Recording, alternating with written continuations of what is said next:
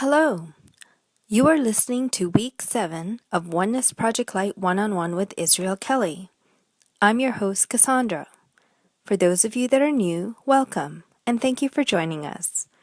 Our purpose for each episode is to enhance your understanding of life, the universe, and the world around us by exploring a specific topic more in depth through the eyes of Source.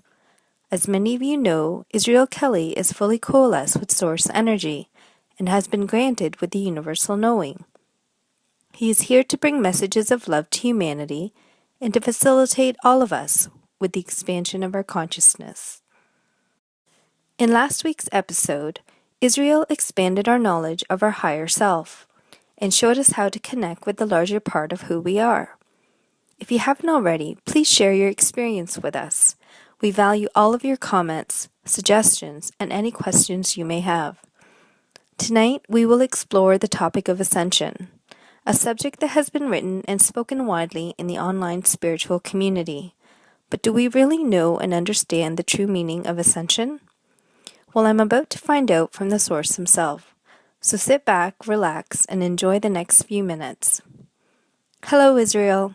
How are you doing? I see you've been busy creating a new group page on Facebook called Non-Physical Consciousness. What is your intention for creating this group? Thank you, Cassandra. The intention behind the creation of this new group, Non-Physical Consciousness, is oneness. We're pursuing to get everybody on board to post, to have their opinions, their feedback, whatever is their belief, the way that they expand their consciousness, anything they want to put on that page. It will be welcome. We want to get united. We want to get on the same page. We want to become one as we are one. So the non-physical consciousness page purpose is just to become, to have this oneness sense on all of us, and to welcome everybody to post anything they want to post there, so we can enlighten. You can enlighten all of us and become one. That's wonderful, Israel. So if you're listening to this and you would like to connect with Israel or myself, come and join us on Facebook under the group name Non-Physical Consciousness. Also, don't forget to subscribe to both of our YouTube channels. More information will be provided for you at the end of this video. Moving on now to our topic of discussion. Israel, what is Ascension? Yes, Cassandra, that's a very good question. Ascension is a state of mind in which our consciousness expands and we are able to understand and see and perceive things on wider perspective. We are able to grow spiritually, and we are able to understand concepts that at this point they were hidden from us. They were obscure. They were not clear. And when we expand our consciousness, when we get this ascension of consciousness, we become one with Source. It's like being coalesced, like belonging to that energy, to the larger part of who we are. It's like coming back to the basis, to the origins of who we are, which is a non-physical energy. That's the ascension concept that implies that our consciousness expands and we are able to become one with Source. Okay, sounds good. Is there a purpose for Ascension? Ascension is a human term, like expansion of consciousness is a human term.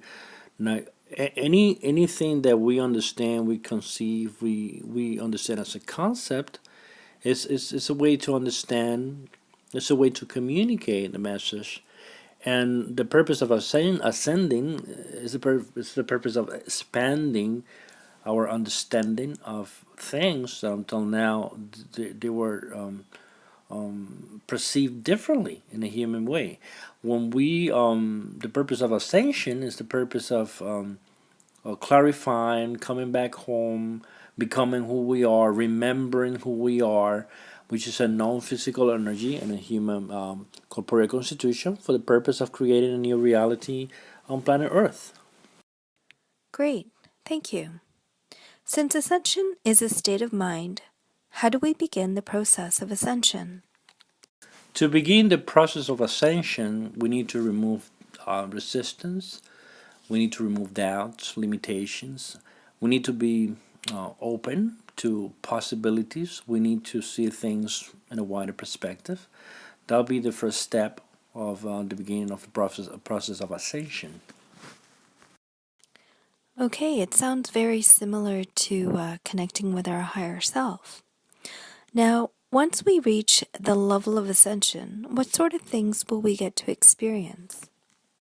After that ascension or expansion of consciousness, we will perceive reality differently. We won't see struggles and problems and difficulties and obstacles in life the way we did before. And we're going to see all that as the flavor, as the contrast that needs to be there in order for us to have a new experience on planet Earth. So that part of the ascension is that our experience will be different. Still a human experience, still in a physical form. However, the way we see the experience will be different after that ascension. That's very interesting, Israel. Is everyone on Earth going to experience ascension? Is it part of the awakening process? The ascension of the expansion of consciousness is on free will. It's not for everybody. We are humans having different experiences, and not everyone agreed with what we're trying to teach here. Will be people that they have rejection, that will have rejection and resistance, and these topics, these new concepts, that are not going to be for them. So the awakening process is on free will. Whoever wants to get closer, get expanded, understand things in a wider perspective, will be able to do so. Okay, that makes sense, Israel. Now, since ascension is a state of mind and not a physical transformation, can you tell us why people are experiencing symptoms which they associate with ascension? Everything we experience is part of the human creation. So the explanation about the ascension that we've been having for the past 2, 3, 4, 5, 10 years or so is the human interpretation of that reality. Symptoms that go along with it are just a human interpretation of that creation. They are thought form, and whatever you think becomes. So a person that goes through that expansion of consciousness and is feeling symptoms is feeling something that is produced by their thoughts. As their thoughts become things, and they become part of their reality. So those symptoms are part of those individuals that want to get expanded. They want the consciousness expanded, and they create a physical transformation, a physical experience upon that we call symptoms that are associated with that ascension in a physical way because they are in a physical form. Okay, that makes complete sense, Israel. Now, for those that believe to be experiencing ascension symptoms, what would you suggest for them to do to relieve themselves from these negative symptoms? We are very careful every time we talk about topics that other masters and other teachers mention in a different way. We need to understand that each one of us is having a different experience, a different creation, and have a different understanding. And even though everything is coming from the same source of things, our perception is different. So why should I say to people that they have negative symptoms from ascension?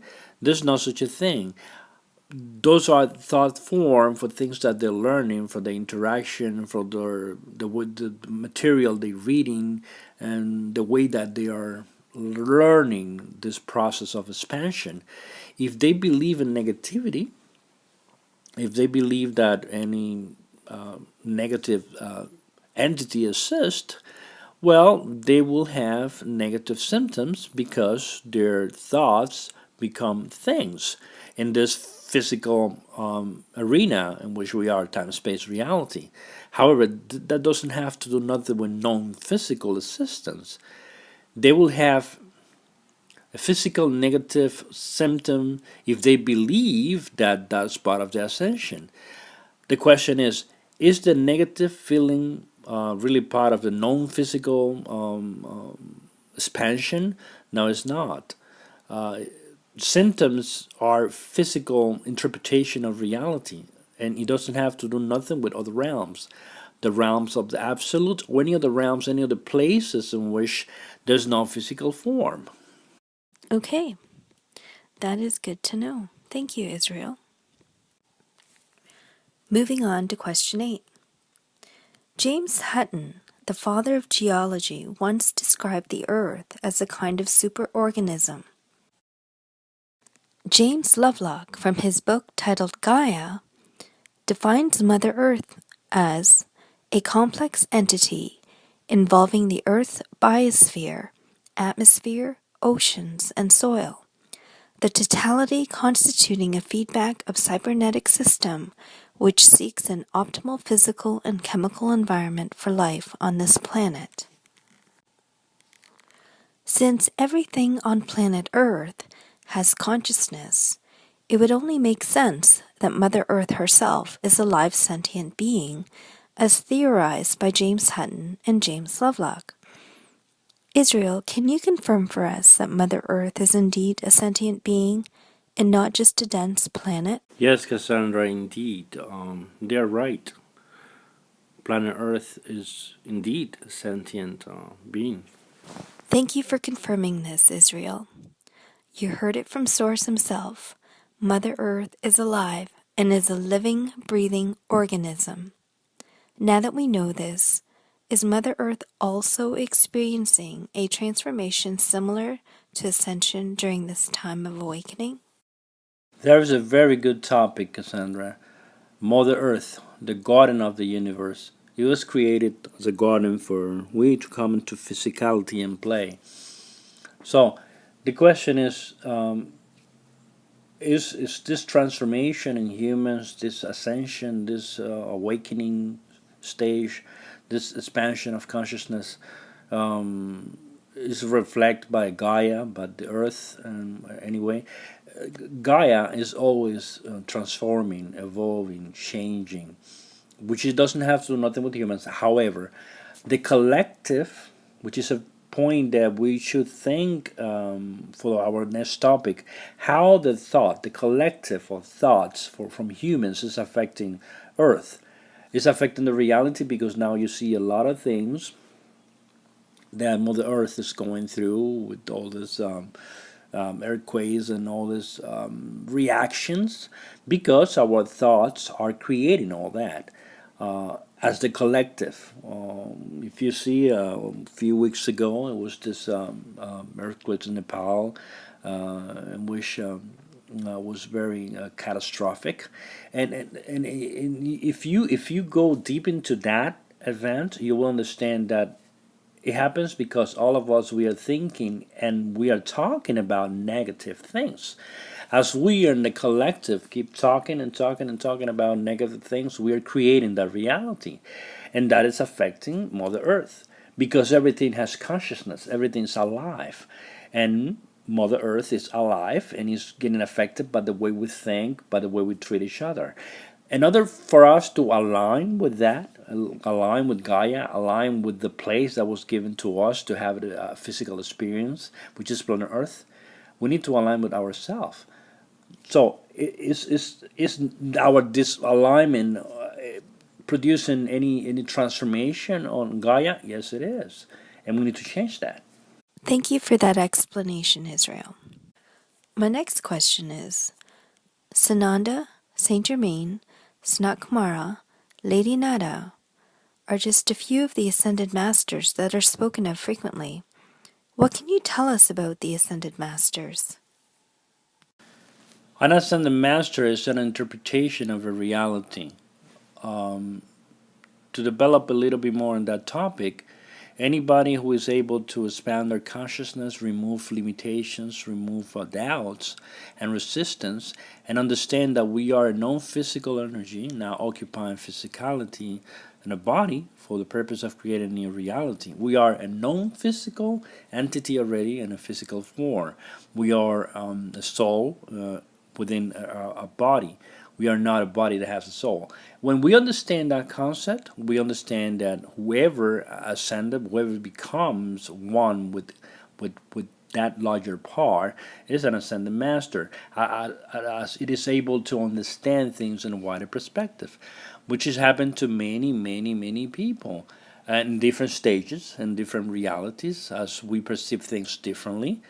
However, there are many ascended masters that in the past, now, and all the time, it's something that will happen over and over again, as humans now are looking for searching within themselves, and as they search within themselves for the truth of things, they are able to expand, they are able to understand, they are able to perceive things widely, and ascend, which is the most natural thing, expand their consciousness.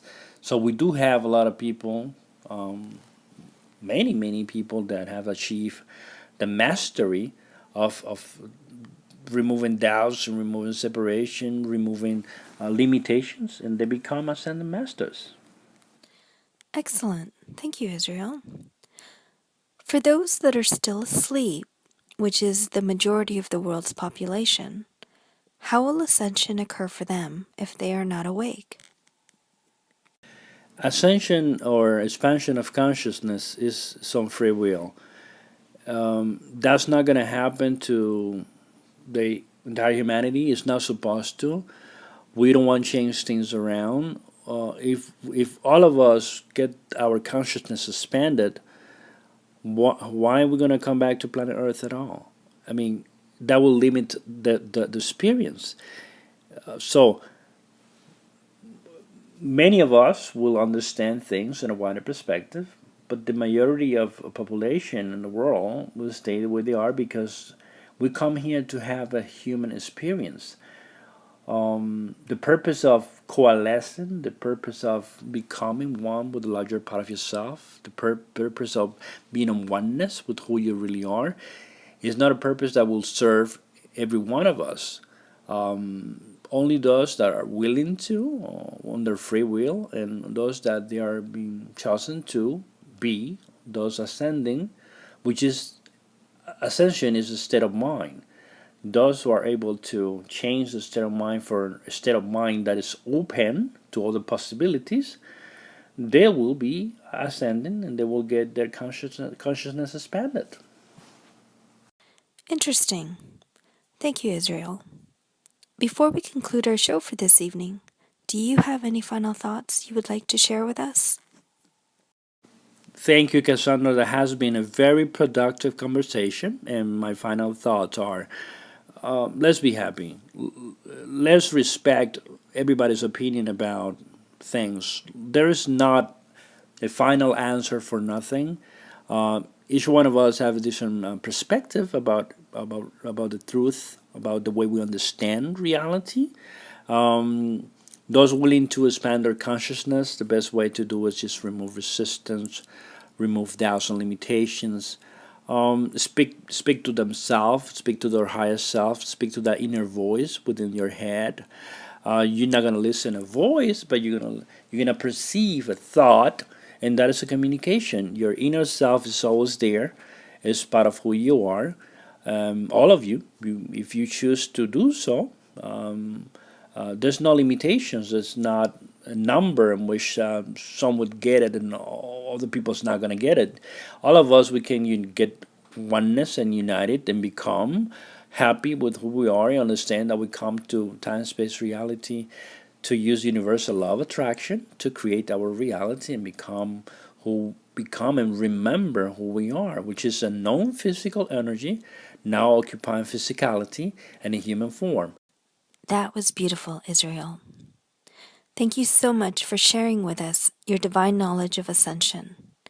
Until next time, this is Cassandra for Oneness Project Light One-on-One with Israel Kelly. Thanks for listening. It has been a privilege, Cassandra, and I can wait for next week for the next topic. It's a privilege to be here. Thanks a lot.